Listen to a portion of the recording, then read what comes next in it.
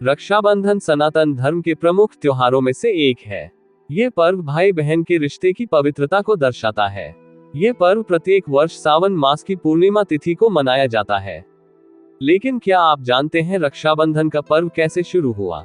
इस त्योहार को मनाने के पीछे कई सारी पौराणिक कहानियां प्रचलित है। आइए जानते हैं ऐसी ही कुछ पौराणिक कथाएं। हिंदू धर्म में रक्षाबंधन का पर्व विशेष महत्व रखता है। इस दिन बहन अपने भाई की कलाई पर रक्षा सूत्र या राखी बांधती है और भाई के सफल भविष्य के लिए कामना करती है। वहीं भाई अपनी बहनों की रक्षा का वचन देते हैं, साथ ही वह अपनी बहन को कुछ न कुछ उपहार भी देते हैं। स्कंद पुराण, पद्म पुराण और श्रीमद् भागवत पुराण की कथा के अनुसार असुर राजा दानवीर राजा बलि भगवान विष्णु के परम भक्त थे। एक बार वह भगवान को प्रसन्न करने के लिए यज्ञ कर रहे थे। अपने भक्त की परीक्षा लेने के लिए भगवान विष्णु ने वामन अवतार लिया और ब्राह्मण के वेश में राजा बलि के द्वार भिक्षा मांगने पहुंचे। वामन भगवान ने 3 पग भूमि दान में मांगी। राजा ने ब्राह्मण की मांग स्वीकार कर ली। ब्राह्मण ने पहले पग में पूरी भूमि और दूसरे पग ने पूरा आकाश नाप दिया। फिर भगवान ने पूछा कि अपना तीसरा पग कहाँ रखूं? तब राजा बलि ने अपना सिर आगे करके कहा कि आप तीसरा पग मेरे सिर पर रख लीजिए। राजा की यह भक्ति देख वामन भगवान ने उन्हें पाताल लोक का राजा बना दिया। साथ राजा बलि ने यह भी वरदान मांगा कि आप मेरे साथ पाताल लोक में रहें। उधर भगवान विष्णु के वापस न लौटने के कारण माता लक्ष्मी परेशान हो उठी। उन्होंने एक गरीब महिला का वेश बनाया और राजा बलि के पास पहुंचकर उन्हें राखी बांध दी।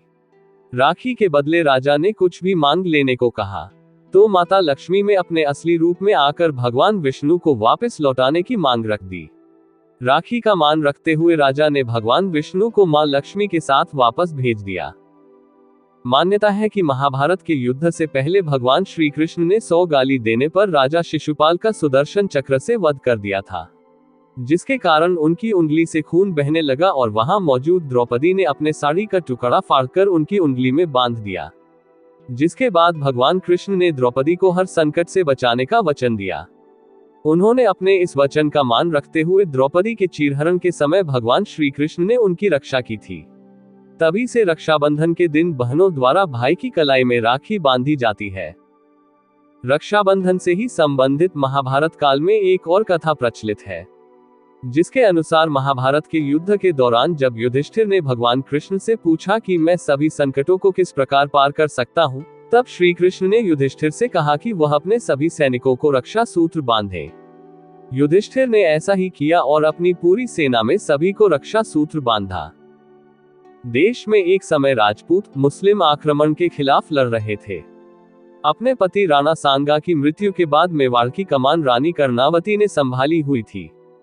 चित्तौड़ की रानी कर्णावती ने गुजरात के सुल्तान बहादुर शाह के आक्रमण से अपने राज्य व अपनी रक्षा के लिए सम्राट हुमायूं को एक पत्र के साथ राखी भेजकर रक्षा का अनुरोध किया था। हुमायूं ने राखी को स्वीकार किया। रानी कर्णावती की रक्षा के लिए चित्तौड़ रवाना हो गए, लेकिन उन्हें पहुंचने में देरी हो गई और रानी ने अपने सम्मान की रक्षा के लिए जौहर कर लिया। जौहर का मतलब होता है खुद को आग लगा लेना। लेकिन वचन निभाते हुए हुमायूं की सेना ने चित्तौड़ से शाह को खदेड़कर रानी के पुत्र विक्रमजीत सिंह को चित्तौड़ का शासन सौंप दिया। तो दोस्तों, मैं उम्मीद करता हूँ आपको ये जानकारी पसंद आई होगी। अगर आपको कहानी पसंद आई तो मेरे चैनल को लाइक एंड सब्सक्राइब करें और अपना सपोर्ट दें।